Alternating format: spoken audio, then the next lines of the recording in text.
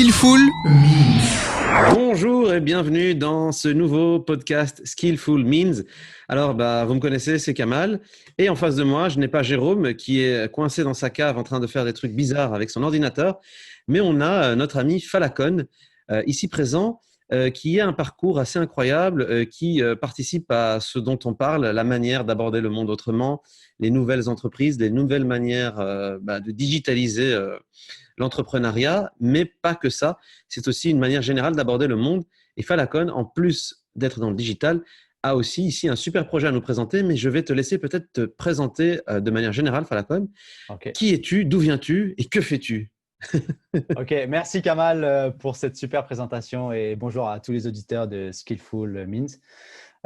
Concernant ma présentation, je m'appelle Falacon Misset. Moi, je suis né et grandi en France. Je fais toute mon éducation. Et après l'école, j'ai décidé d'aller immigrer au Canada. Donc là, je voulais vraiment parcourir The place to be. En anglais. The place to be, Toronto. Je parlais pas anglais. J'ai choisi Toronto directement alors que je parlais pas anglais. J'avais aucun job qui m'attendait. Aujourd'hui, maintenant, 12 ans après mon immigration au Canada, je suis serial entrepreneur, investisseur aussi et philanthrope. Et là, nouveau projet qui arrive, j'ai mon projet de livre qui s'appelle La vie de rêve qui sort sur Amazon le 30 septembre. Et ouais, je pense qu'aujourd'hui, on est là pour ça. Je fais prendre conscience, en tout cas aux francophones, qu'il y a une autre manière de vivre que le 9 à 5. Exactement. C'est un petit peu notre mojo, en tout cas chez Skillful Means, c'est apprendre à penser autrement, à avoir une pensée circulaire et non pas linéaire. Et quand tu as cité 3 mots très importants, on va peut-être les définir. C'est quoi pour toi un serial entrepreneur tout d'abord? Serial entrepreneur, c'est quelqu'un qui lance plusieurs business. Moi, personnellement, je fais de l'immobilier, je fais de l'infoproduit et de l'e-commerce. Donc, ça fait 3. Et ouais, voilà. Pour moi, serial entrepreneur, c'est juste quelqu'un qui aime faire démarrer des nouvelles choses. Moi, c'est mon truc à moi. J'adore. On part d'une idée, que ce soit seul ou avec des partenaires et hop, on voit le projet se concrétiser. Donc, voilà, serial entrepreneur, si ça répond à ta question. C'est ça. Bam, bam, bam, bam, en série, exactement. C'est un petit peu dans cette nouvelle vague où on dit que tout est dans tout, c'est-à-dire que souvent, dans la pensée linéaire, on va dire souvent en Europe occidentale, on a cette idée que, comme tu le disais, je suis entrepreneur, j'ai mon entreprise, elle est monolithique, elle est très figée et elle est en structure pyramidale. Et on rebondit vers le deuxième aspect dont tu parlais, justement, par rapport à ça. Tu disais que tu étais aussi investisseur, mais est-ce que tu investis dans des entreprises? Est-ce que tu investis dans des business? Comment ça marche quand on parle d'investissement de nos jours? C'est quoi pour toi? Pour moi, l'investissement en ce moment, c'est principalement l'immobilier à fond. C'est quasiment Au Canada, 80%. alors? Voilà, au Canada. Après, bien sûr, j'ai des investissements d'autres financiers comme la bourse aussi qui est beaucoup. Là, je vais commencer à faire l'investissement dans les business, mais ça sera seulement à partir de 2021. 2021, c'est ça. Voilà, Et donc alors, là, c'est pas encore fait ça. c'est ça. Et est-ce que tu as ce volet un petit peu business angel qu'en Amérique du Nord, il y a un peu plus? Est-ce que si quelqu'un, par exemple, a une idée lumineuse, est-ce que tu as ce côté un peu mentorat? En fait, je sais que c'est ce qui manque beaucoup, on va dire, en Europe, c'est avoir cette culture du mentor, du Obi-Wan Kenobi. Ouais. Est-ce que ça, c'est quelque chose qui est un petit peu dans tes gènes? Est-ce que toi-même, tu as un mentor dans le cadre de développement de tes projets? Ouais, j'ai même plusieurs mentors, faut pas se le mentir. C'est pas pour rigoler alors. Ah ouais, et ça, je conseille vraiment, moi, entre guillemets, mon parcours entrepreneurial a été multiplié dès que j'ai commencé à rencontrer mon mentor, enfin moi, ce que j'appelle mon père riche, en faisant allusion au livre Père riche, Père pauvre. Père riche, père pauvre, tout à fait. Voilà. Et là, maintenant, tu sais, j'ai un mentor pour les pubs, j'ai un mentor justement pour l'entrepreneuriat, j'ai un mentor même pour moi-même en tant que développement personnel. D'accord. Parce que voilà, c'est important et ça, c'est ce que je dis aussi à ma communauté, de s'entourer vraiment des personnes qui vont t'élever ou qui vont t'amener là où tu veux être. Donc oui, mentorat, c'est super connu, en tout cas en Amérique du Nord. Je sais que c'est commun de payer, soi-disant, des formations, des coachs ou juste de payer pour être entouré d'autres personnes. Là, justement, il y a 2 semaines, j'ai participé à une communauté d'entrepreneurs et c'est pour se donner des bonnes habitudes. C'est ça, des bonnes pratiques. Et surtout aussi cette culture de c'est pas parce que, soi-disant, tu connais déjà des choses, parce qu'on connaît tous des choses, mais l'idée, c'est de toujours apprendre et de toujours évoluer. C'est ça. Pour comparer, parce que je connais très bien le Canada, j'y ai vécu, hein, c'est un terreau de créatifs incroyable. Et je connais très bien l'Europe. Hein, Mhm. voilà, on va dire que moi, je suis dans une triptyque de continents, Afrique, Europe, Amérique du Nord. Et c'est vrai Mhm. que ça permet d'avoir cette approche globale, mais sans être mondialiste, on va dire. Est-ce que toi, justement, tu as tiré une force, pour rebondir sur le troisième aspect de tes activités, est-ce que tu as tiré une force de ta connaissance globale du monde, du bon côté de la force, on va dire? Parce que souvent, on a cette image de l'ultralibéral capitaliste mondialiste, mais ce n'est pas que ça. Je veux dire, on est tous issus de profils et d'horizons différents, et comment en tirer des forces, en gros? Alors, c'est une bonne question là. Là, tu parlais aussi du troisième volet. Est-ce que tu parles du caritatif ou là, tu parles de comment tirer les forces vraiment d'où est-ce qu'on vient? Je veux juste être sûr de En fait, comprendre la question. donc c'est-à-dire voilà, tirer des forces d'où est-ce qu'on vient, et justement dans cette vision globale des choses, il y a ce volet caritatif qui arrive parce qu'on parle souvent Mhm. d'entrepreneur social, mais l'entrepreneur social n'est pas forcément quelqu'un qui agit de manière directe dans le social, c'est quelqu'un qui par son activité reste quand même un œil rivé sur ce qui se fait autour du monde et comment essayer de bien agir aussi, quoi. C'est ça que OK. c'est par là que je vais rebondir en tout cas. OK, je vais essayer de répondre à ta question et tu me diras si c'est Ouais. bon quand tu dis que oui, on a certaines origines ou justement dépendant de où est-ce qu'on grandit. Ouais, rapidement, moi, comment je vois la chose. Moi, en France, j'ai grandi dans la banlieue parisienne, j'étais dans la classe ouvrière. Mais tu vois, déjà, quand j'étais petit, j'avais cette double culture d'asiatique à la maison, mais C'est de ça. français dehors. Mais en même Donc tu es temps, d'origine, je suis ton pays d'origine d'origine, laotienne. le Laos. Voilà. Le Laos, c'est ça. Mais en grandissant, voilà, dans la banlieue, je grandis avec, entre guillemets, des Africains, des Français, enfin, un peu toutes les cultures. Donc là, je commence déjà à apprendre des autres cultures pour me créer, moi, mon propre personnage. Mhm. Après, il arrive un deuxième niveau où là, je quitte la banlieue parisienne et là, je vais dans une business school. Et là, je rencontre des personnes d'un milieu social un peu plus élevé que ce qu'on connaît, entre guillemets, en banlieue. Et C'est là ça. encore, je me dis, je vais prendre du bon de chez tout le monde pour essayer de me constituer ma force.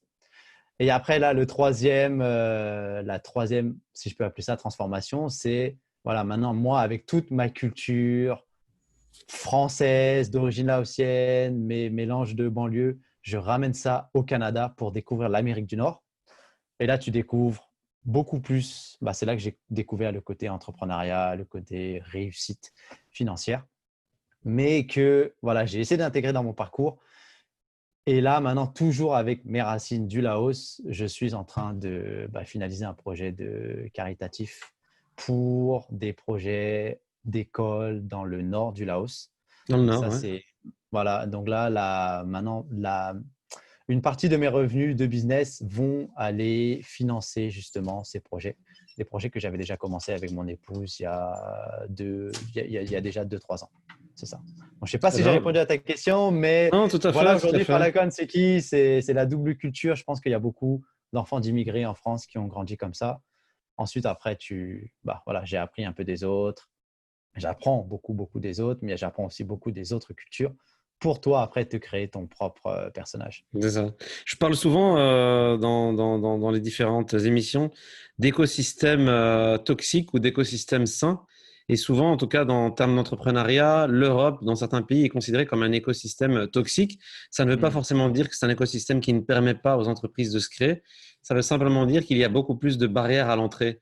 Hmm. Connaissant le Canada, qui a beaucoup plus cette culture proactive, est-ce que Mhm. tu conseillerais, par exemple, à des entrepreneurs qui ont envie de développer des projets créatifs, du business, du placement, peu importe, est-ce que tu crois encore au territoire? Moi, c'est quelque chose auquel je suis sensible forcément. À l'ère du digital, on dit qu'on peut créer un petit peu tout, n'importe où, n'importe quand. Est-ce que tu crois quand même que s'entourer physiquement de réelles personnes, hein, donc loin du virtuel, c'est quelque chose qui a un boostant, en tout cas, pour toi? Ah ouais, carrément, carrément. Ouais. Donc Que tu sois l'écosystème dans le canadien, par virtuel, exemple. Mhm. ouais, l'écosystème canadien, ou même, maintenant, c'est vrai, comme tu dis, on est dans le digital. Moi, je m'entoure aussi avec des francophones de France. Donc, ça me donne vraiment pas de limite. Mais voilà, oui, des personnes physiques, il faut les côtoyer. Et l'écosystème canadien, comme tu dis, alors, moi, personnellement, je n'avais pas monté de business en France, donc je n'ai pas l'expérience dessus. J'avais juste les préjugés qu'on entendait, les rumeurs, c'est difficile, etc.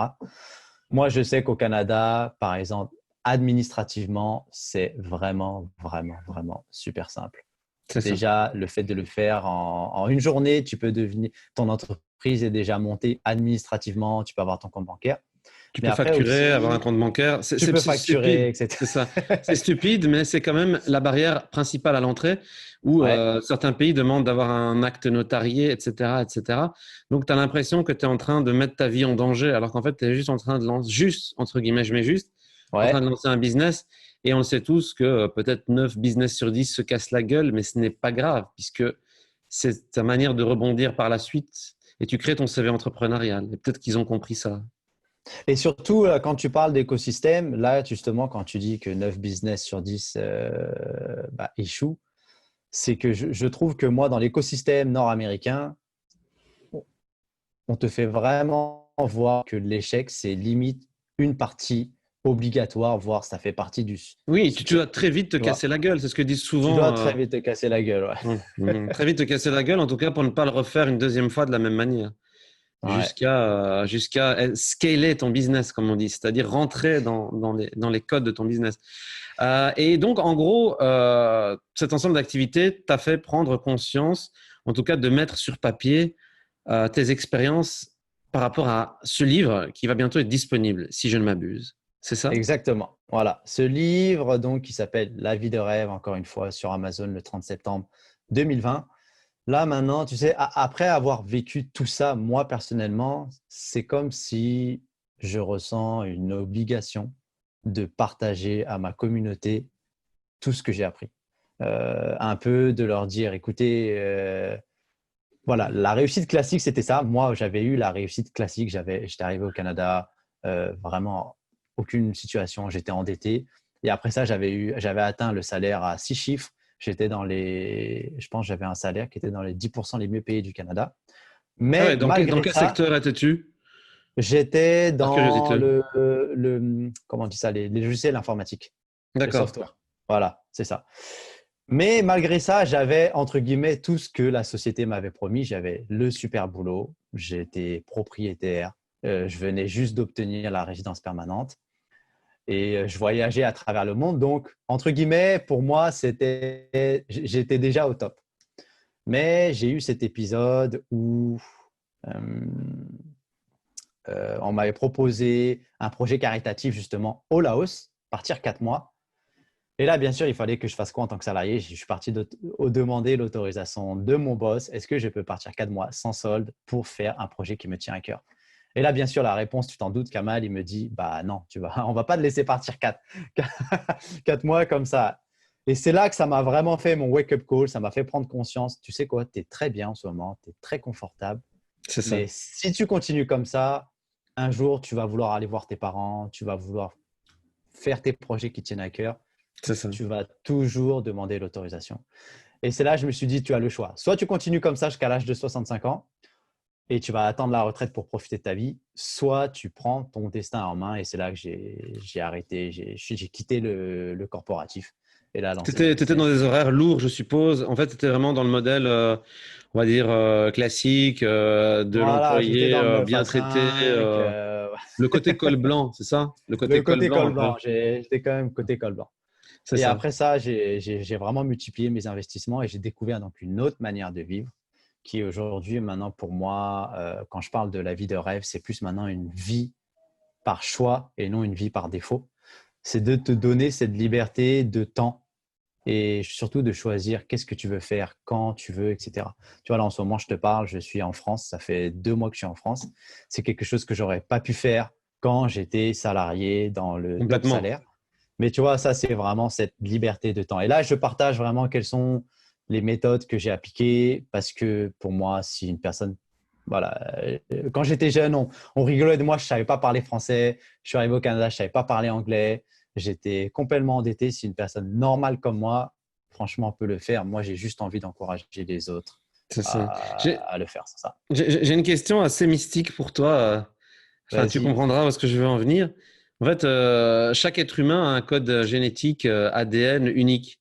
Est-ce que tu crois que du fait que nous soyons chaque personne sur cette planète unique, nous sommes prédestinés à tenter de réaliser quelque chose d'unique? Je ne dis pas qu'on est censé y arriver, mais est-ce que Mhm. tu penses qu'il y a des moyens de sentir cela? Enfin, moi, j'ai ma réponse en tout cas, mais là, ce qui est intéressant, c'est par rapport à ton parcours. Est-ce que de vie, est-ce que tu penses qu'il y a des moyens de sentir vers quoi nous sommes dirigés?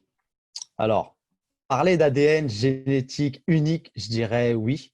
Enfin, pour répondre à ta question, enfin, je pense Mhm. pour appuyer ton point de vue que oui, je pense on a un rôle aujourd'hui sur cette terre, ouais, sur la terre, et chacun a son rôle. Tu vois, toi peut-être c'est vraiment de mettre en avant d'autres personnes.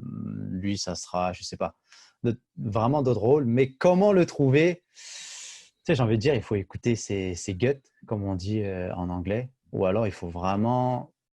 Moi personnellement, comment j'ai senti ça, c'est quand je dors, je fais beaucoup de rêves. Là, je me dis, mais je rêve toujours un peu de la même chose. Et tu sais, tu te dis, bah voilà, au lieu de rêver, essaie de le faire. Donc, est-ce que ça va t'aider à le faire? Je sais pas. Moi, je pense que j'essaye d'écouter mes pensées internes et surtout d'écouter de plus en plus, en tout cas, ouais, ce qu'on dit les guts. Je sais pas comment on dirait en français, hein. Écouter ton instinct. Écouter ton Ouais, instinct. en fait, Je pense à ça. Steven Spielberg disait souvent, Hear your interior voice, écoutez votre voix intérieure. Et en Ouais. fait, je pense que dès qu'on est petit, quand on arrive à la maternelle, à l'école, il y a quelqu'un, je ne sais pas, il y a des gens avec qui tu as des affinités personnelles et d'autres pas. C'est pas une question que c'est bien ou que c'est mauvais, mais c'est juste que ton voix intérieure te guide vers une personne plus que l'autre. Et ça, c'est quelque chose que je pense la société nous a fait oublier. Et la voix Ouais. intérieure, elle revient de temps en temps pour te faire sentir ce que tu dois faire. Mais Mhm. c'est comment tu maîtrises ce dragon intérieur qui est en toi. Et ça, c'est peut-être l'une des clés que notre société a oublié, Mm. cette voix qu'on a en nous. Et peut-être que tu as eu cette voix à un moment qui t'a fait te dire j'arrête cette carrière 9-19 et je Yeah. fais les choses. Et je vais donc transition vers justement la phrase qu'il y a derrière toi là. Je sais pas si tu peux te pencher pour qu'on la voit. Vas-y, make it happen, ouais. Donc, en gros, ça, c'est un point super important et tu me diras pourquoi est-ce que tu as mis ça ici. En Mhm. fait, on dit souvent l'important est le chemin. C'est-à-dire que souvent, on va critiquer quelqu'un qui va monter un projet, mais qui ne va pas forcément se clôturer de la manière dont il l'avait imaginé. Et souvent, ça, c'est ce qu'on va voir en Europe. Dans beaucoup d'autres pays, en Asie, par exemple, en Afrique, en Amérique du Nord aussi, on va, un gars qui va lancer quelque chose, en créant cette route, ce chemin, ce sentier qui n'est pas balisé, il va arriver vers un résultat qui n'a peut-être pas le résultat qu'il a voulu, mais au moins il aura créé quelque chose qui Mhm. va générer une synergie, une puissance, une force. Ouais. Est-ce que est-ce que cette phrase ici, tu l'as mise de manière délibérée par rapport à l'une ou l'autre chose, à dire allons-y, on fonce, ou est-ce que c'est ton Ouais. mojo? Voilà, ça c'est vraiment mon. Tu dis quoi, le mojo? Moi je pensais qu'on. Mojo, hein? Mojo? Voilà, moi c'est vraiment mon mojo. C'est que tu sais, moi j'ai réussi à prendre conscience que il y a des choses que tu contrôles et il y a vraiment des choses que tu contrôles pas. Par exemple, tu vas lancer un projet ou par exemple, voilà, tu vas investir dans l'immobilier. Si un jour le marché crash, ça tu peux pas le contrôler. Par contre, moi ce que je peux contrôler en immobilier, ça va être la qualité de mon locataire, comment je vais le choisir, choisir le bien, etc. Et dans le Make It Happen, c'est vraiment cette attitude que je veux donner à ma communauté. D'ailleurs, ça fait partie d'un de mes boutiques e-commerce. C'est donner cette attitude de, tu sais quoi, tu veux quelque chose, eh ben, just, voilà, make it happen. Tu sais, tu vas chercher tous les moyens qui sont à ton contrôle pour exécuter ton projet. Après, il y a des choses qui passent pas, mais au moins, toi, tu auras fait tout ce que tu as en ton pouvoir pour réaliser le projet. C'est ça, mettre l'énergie C'est ça. nécessaire pour mobiliser les forces en présence. Et ça, c'est Ouais. peut-être une compétence qui est souvent mise en avant dans le cadre de boulot classique, Mais c'est vrai que dans le milieu de l'entrepreneuriat, puisque c'est quelque chose de non tangible, parce que ici, on n'est pas forcément, quand tu es entrepreneur, tu n'es pas payé directement par la force de ton réseau, par la force de ce que tu mets en place. C'est quelque chose qui paye par la suite. Mais c'est vrai que ça, c'est aussi quelque chose que peut-être, tu sais, je sais que moi, je suis partisan de dire qu'il y a des villes avec des énergies plus fortes que d'autres. Par exemple, effectivement, tu me parlais de Toronto, ville que je connais bien. C'est une ville avec une énergie que tu sens. Je crois fort aux énergies, même entre les êtres humains, etc. Et ça, c'est aussi quelque chose, le territoire favorable. Est-ce que toi, tu es quelqu'un justement qui fonctionne avec les énergies? Parce que donc, tu me parlais d'un e-commerce que tu as, donc, qui a pour but, rappelle-nous dans les grandes lignes. Cette boutique e-commerce, c'est vraiment une ligne de vêtements d'inspiration pour que, tu sais, tu mets le t-shirt, ça y est, tu as des pouvoirs de super-héros qui se Batman, lâchent. quoi. T'es Batman, tu vois, c'est quand tu mets le t-shirt, je me sens invincible, et là, tu fais ce que tu as envie de faire. Mais oui, pour répondre à ta question, les énergies, moi, je suis totalement d'accord. Tu sais, la raison pour laquelle d'abord je suis parti à l'étranger, je sentais que j'avais besoin d'autres énergies positives. Donc, moi, j'étais un peu tombé amoureux du Canada lors d'un voyage touristique. J'avais vraiment senti pendant ces 3 semaines de vacances, tu sais quoi, c'est là-bas qu'il faut aller. Et après, pour reparler d'énergie encore, donc j'ai immigré à Toronto. Ça fait quoi, 12 ans que je suis au Canada, mais parmi ces 12 ans, j'ai quand même été vivre à Montréal. Et à Montréal, moi, j'ai senti une énergie différente. Attention, c'est pas une énergie cette ville fonctionne pour beaucoup de personnes, mais pour moi, celle qui résonnait le plus en moi, c'était, Toronto. je sais pas, peut-être c'est parce que j'ai immigré dans cette ville, mais voilà, tu sais, la chanson de Drake, le Started from the Basement, moi, ça a pris tout son sens là-bas. En plus, il est de Toronto, Drake.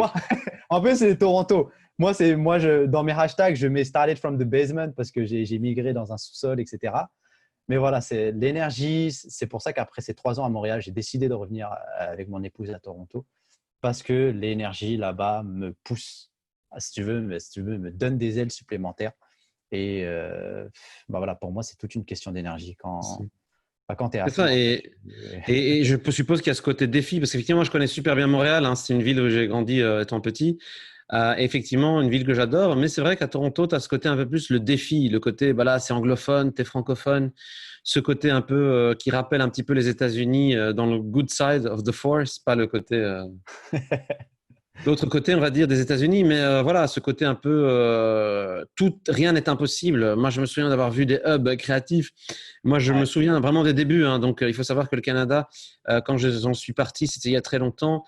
C'était une société un petit peu en crise. Le digital n'était pas encore là. Et puis, en quelques années, ils ont fait ce revirement stratégique en se disant c'est le digital, c'est le jeu vidéo, c'est ces industries-là qui vont arriver. Nous, on va se placer en avant. On est à côté des Américains.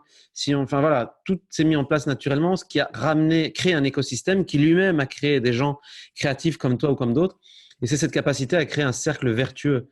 Est-ce que tu penses qu'aujourd'hui, il y a encore vraiment cette capacité de recréer cette énergie dans d'autres pays, par exemple?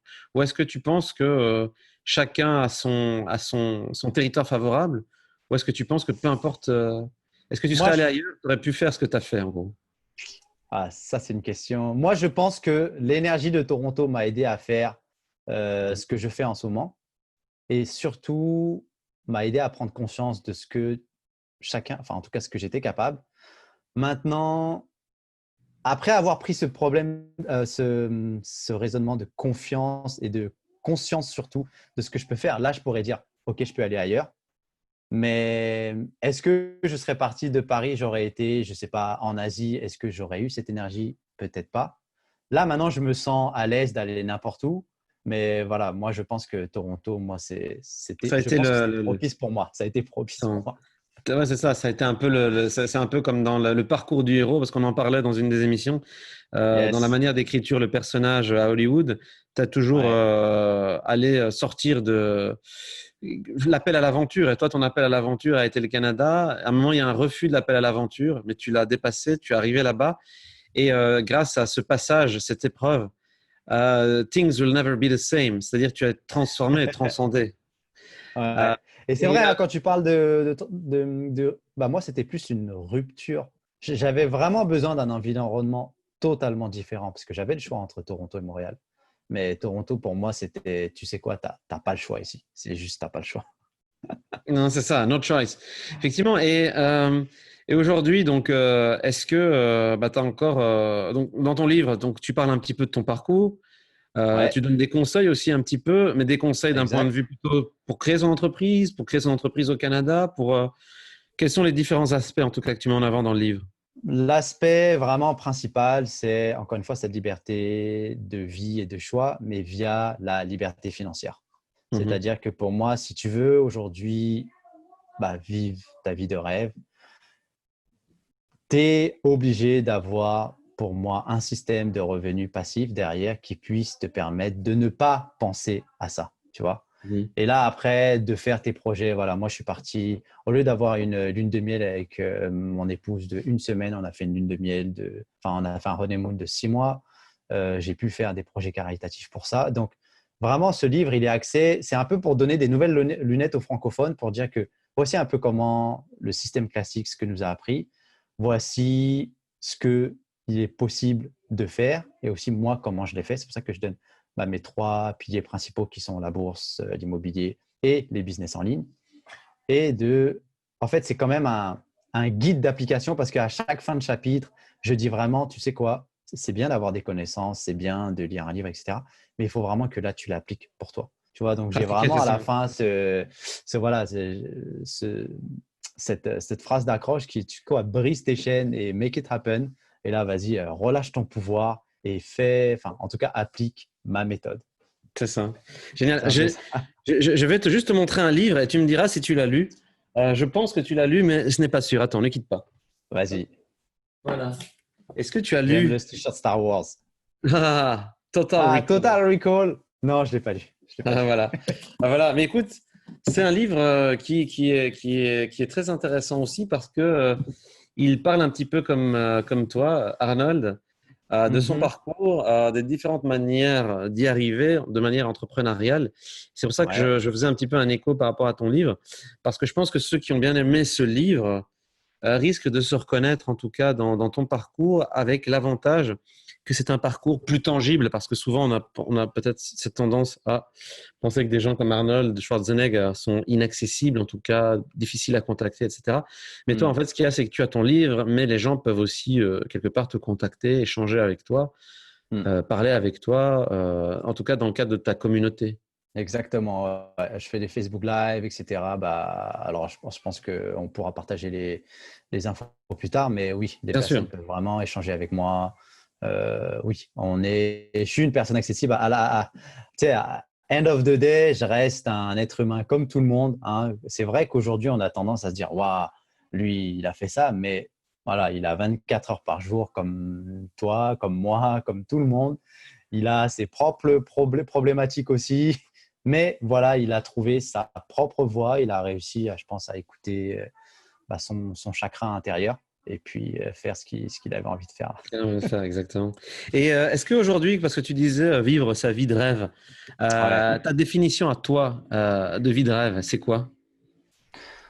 C'est vraiment une vie par choix, non par défaut. Mhm, Pour moi là maintenant, c'est partager ma vie entre le Canada, la France, l'Asie du Sud-Est.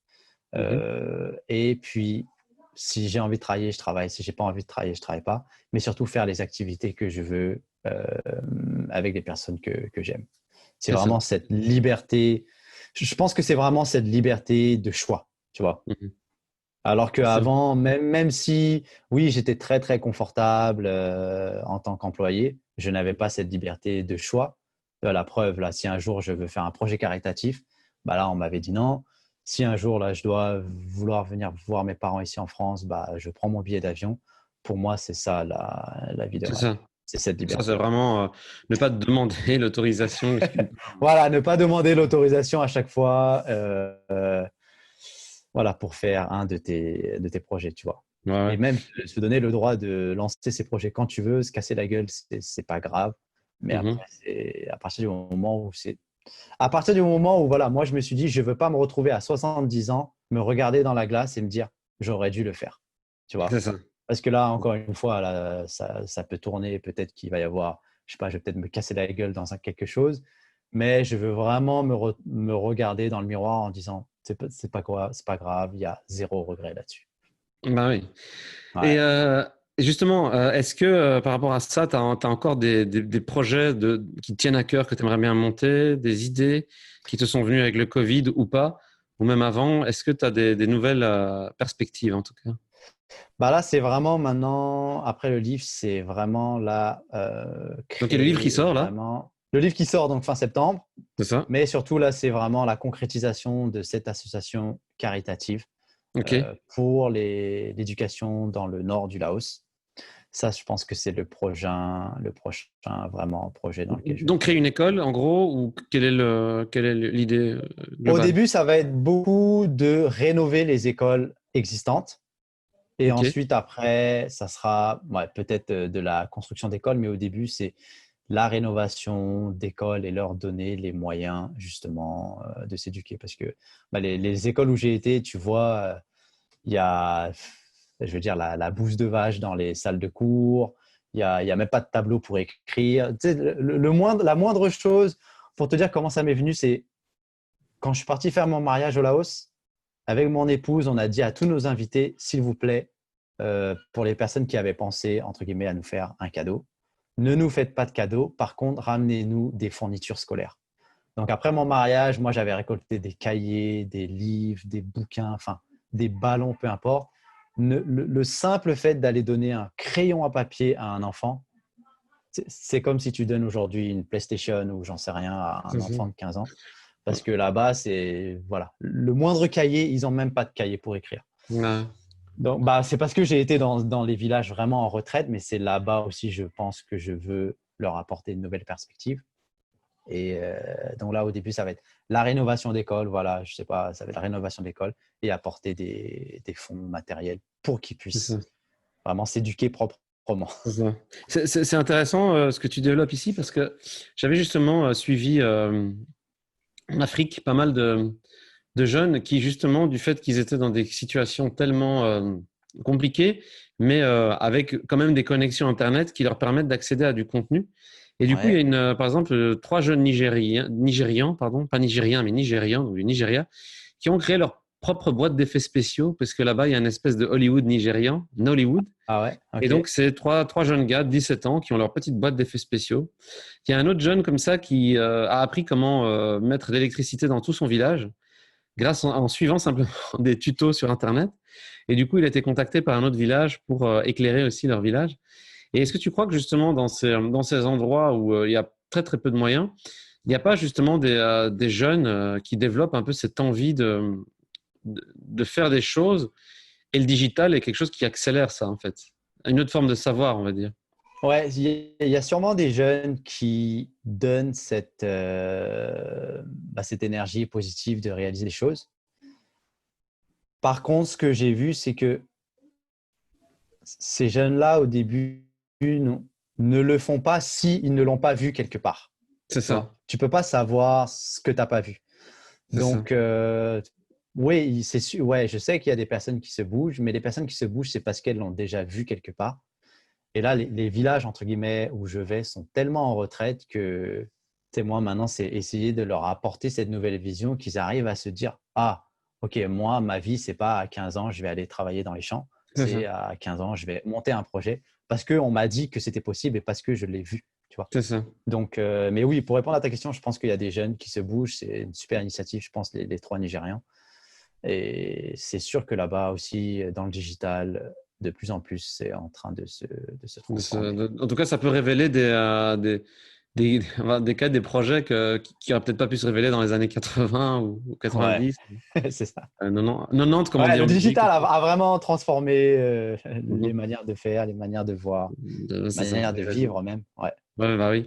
Et est-ce que tu penses que, justement, ça c'est aussi un point important, est-ce que tu penses que dans nos sociétés occidentales, on a perdu cette espèce de flamme intérieure parce qu'on est beaucoup dans une ère où les gens peut-être, allez, honnêtement, on peut le dire, hein, autour de nous, peut-être que 8 personnes sur 10 se plaignent de leur travail, c'est quand même 8 à 9 heures par jour où tu es occupé entre les transports. On peut même parler d'une forme d'esclavagisme moderne, tu sais, prendre sa Ouais. voiture 1 heure le matin, 1 heure le soir, déposer l'enfant, le ramener, le truc. on est dans un espèce de, finalement, en fait, c'est une espèce d'esclavagisme moderne hein, qui est extrêmement insidieux. Ouais, Et donc, du coup, il y a cette flamme intérieure qui s'éteint. Est-ce que tu ouais. penses qu'on a un peu perdu ça dans nos sociétés occidentales? Le feu intérieur, je pense que ouais, parce que c'est sûr qu'on est, quand tu parles d'esclavage moderne et qu'on est pris dans ce que les autres personnes aussi appellent la rat race, là, c'est qu'à un moment donné, ça rejoint ce thème de vie, de rêve, de vivre de choix et pas une vie par défaut. C'est en fait, tu vas être pris par tes obligations ou tes contraintes de transport, de travail. Et là, du coup, tu ne vas plus t'écouter. Et c'est là, je pense que oui, tu éteins toi-même ton feu intérieur parce que bah, tu sais, tous les jours, tu fais des choses qui, entre guillemets, ne réveillent pas ton feu. Je ne sais pas si c'est un peu clair, Bien sûr. mais c'est vraiment ça parce que tu sais, et moi-même, hein, ça m'est arrivé de passer par des phases où quand je faisais des choses que je n'aimais pas ou que je ne voulais pas, ou des choses par contrainte, Mhm. là, ça m'a éteint mon feu pour te dire qu'il y a eu une période, il y a 2 ans, moi, j'ai eu un burn-out. Et ça n'a pas été simplement par une surcharge de travail, mais ça a été beaucoup par des activités, des tâches qui étaient pas contradictoires à mon plaisir, mais c'est comme si j'avais éteint mon feu et voilà, je suis tombé en burn-out. C'est ça. En fait, en gros, c'est ça. C'est le concept même de bonheur disparaît petit à petit. Et Ouais. c'est chaque jour un seau d'eau qui tombe dans ta flamme, quoi. C'est un petit peu ça, ouais, Mais ouais, effectivement. mais ouais. Ouais, ouais, non, c'est ça. Et c'est pour ça qu'on est dans peut-être une société aussi qui se pose beaucoup de questions. Et là, Mm. j'en reviens aussi à un autre point. C'est vrai qu'on est quand même une société où on a le luxe de pouvoir choisir. Quand je dis le luxe, c'est-à-dire que si on a plus ou moins un cerveau, plus ou moins 2 bras, 2 jambes, qu'on a la capacité à se débrouiller, se trouver précarisé, c'est Mm. vrai que ça peut arriver très vite, mais en même temps, on est dans une société où on peut rebondir assez vite. Et ça, c'est peut-être Ouais, aussi par rapport aux années 50, voilà, les gens se mariaient par obligation, les gens avaient des enfants par obligation. Voilà, la génération de nos parents et ceux de nos gros-parents travaillaient parce qu'il fallait ramener de l'argent. Euh, exact. le concept de famille était là, mais c'était quelque chose de très cadré. Mm. Donc là, on est dans une ère où on peut choisir. Et pourquoi est-ce qu'à l'ère du choix, justement, euh, il y a encore plus de, pas de dépression, mais de gens qui ne sont pas dans leur droit dans leur botte, est-ce simplement parce que les gens expriment plus leur mal-être, ou est-ce que c'est parce que on a trop de choix? Tu vois, quand on dit souvent Ouais, trop de choix, tu le choix, quoi. ouais, c'est ça. Je pense que c'est dur après de trouver. C'est toujours une question d'équilibre, je pense. Mhm. Tu sais, alors avant, comme tu dis, sûrement nos grands-parents n'avaient pas le choix. Et ils ont travaillé, enfin, c'était beaucoup plus la routine systématique. Maintenant, ici, voilà, il y a peut-être trop de choix, on est perdu, du coup. Parce que tu sais, je pense que dans notre société, surtout, et là, c'est pour revenir encore toujours au chakra intérieur, on ne nous apprend pas à savoir qui on veut être, mais surtout vraiment nous écouter. Tu vois, une fois, j'avais été avec un coach, et là, la seule question qu'il nous a dit, il a dit, ouais, on prend toujours 15-20 minutes à réfléchir à ceci, cela, mais on ne nous a jamais vraiment appris à prends-toi une journée et vraiment, toi, qu'est-ce que tu veux faire? Qu'est-ce que tu veux être? Parce qu'à chaque fois, tu réponds, tu es beaucoup en mode réactif, mais tu n'es pas en mode pour moi. Euh, tu sais, c'est ça. On a du choix, on a beaucoup de choix, mais on est perdu. Et c'est parce que je pense qu'on n'apprend pas à vraiment se dire qu'est-ce que je veux réellement, tu vois, pour moi. C'est ça. À mon avis, c'est ça. À mon avis, c'est C'est ça. ça, ne pas savoir. C'est vrai que déjà, il faut savoir ce qu'on veut avant de pouvoir avoir un objectif. Souvent, les Ouais. gens se foncent dans la case objectif. Et en fait, quand tu poses la question, mais en fait, tu veux quoi? Ah, je sais pas. Ah, ok. Bon.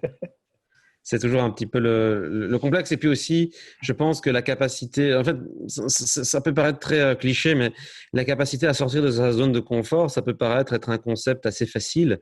Mais finalement, c'est vrai que beaucoup de gens se disent, ouais, mais tu comprends, j'ai mon boulot en tant que fonctionnaire ou en tant qu'employé. Si je le quitte, je renonce à tel salaire, Ouais. je renonce à ceci, je renonce à cela. Moi, j'ai quand même des anecdotes de gens qui ont refusé de partir à l'étranger parce que Mhm. ça pouvait tuer des années de cotisation de pension, de retraite. Tu te dis, on est D'accord. quand même dans un système, waouh. Non, mais voilà, mais c'est pour te dire, c'était pas, les gens n'avaient pas forcément, ne pensaient pas forcément à mal, mais donc vers quoi on est arrivé. Et cette capacité à vivre le présent, comme on dit, le passé n'existe plus, le futur n'existe pas encore, mais cette capacité Ouais, à vivre le présent est souvent confondue avec le fait de vivre comme un junkie sous un pont. Non, mais c'est vrai, nos sociétés vendent la capacité à vivre le présent comme ouais, quelque chose de mal. Et ça, ouais, c'est aussi quelque chose qui a été oublié, je pense. Et ouais, l'animal, par exemple, je pense, non, mais à l'état de nature, vit le présent, tu vois. ouais. Ça, c'est vrai. Il est purement spontané, émotionnel en tout cas. Parce que je pense qu'on apprend vraiment beaucoup à être rationnel, mais on nous apprend vraiment pas à bah ouais, écouter notre cœur, si je dois dire ça comme ça. Entre le cœur et le cerveau, tu sais, C'est ça. Est-ce ouais, que c'est un ça peu t'est déjà ça, c'est un peu arrivé ça. de voir une personne, peu importe, dans une conférence, dans une session, dans un café ou quoi, et de te dire, tiens, cette personne, elle a un truc, j'aimerais bien aller lui parler, et tu n'es pas allé lui parler.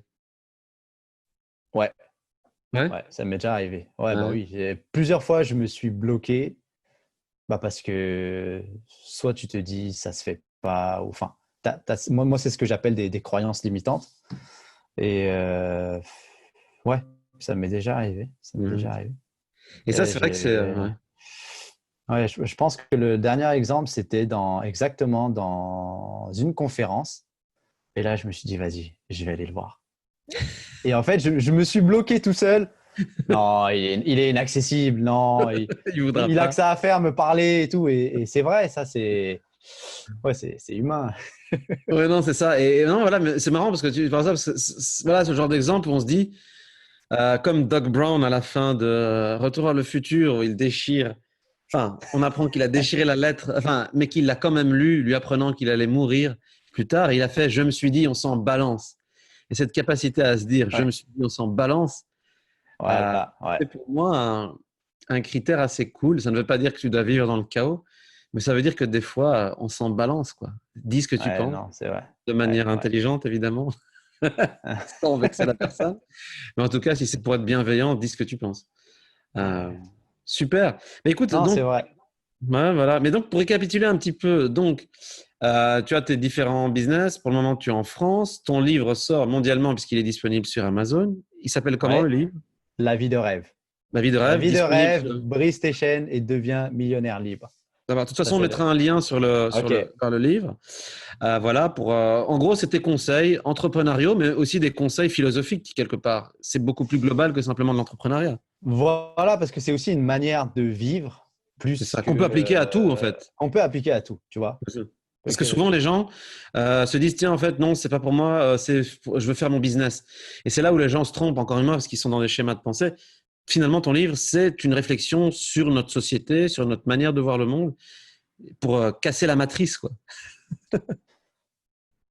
Voilà, c'est casser la matrice, comment voir le monde économique et toi réellement après, si tu veux sortir de cette matrice, qu'est-ce qu'il faut faire, hein? Tel Keanu Reeves, hacker la Ouais, matrice. hacker Exactement. la matrice, D'avoir une ouais, pensée de exactement. hacker, avoir un hacker mindset. Voilà, Exactement. c'est Génial. hacker le système là. Ouais, génial. Et donc, sinon, on mettra aussi les liens de tes différentes activités. Est-ce qu'il y a un endroit où Super. les gens peuvent te poser des questions s'ils veulent lancer leur business, s'ils veulent réfléchir aux thématiques qu'on a abordées? Ouais, ils peuvent aller sur ma page Facebook, là, ma nouvelle qui s'appelle Falacon Misai, c'est juste mon nom et mon prénom. Là-bas, Parfait. ils me lancent un message et après, ils sont mis en contact avec mon équipe. On répond soit directement. Si c'est une question qui est un peu plus difficile, bah, c'est sûr qu'on essaye de trouver la réponse. Après, bien sûr, on n'a pas réponse à tout. Alors, si on peut, on essaie souvent de vous référer vers la meilleure personne qu'on connaît. Mais si c'est vraiment dans notre domaine, que ce soit, je ne sais pas, même Canada, entrepreneuriat, investissement, c'est sûr que ça, c'est le cœur du métier. Mais si c'est autre chose, ouais, on peut me contacter via la page Facebook. Génial.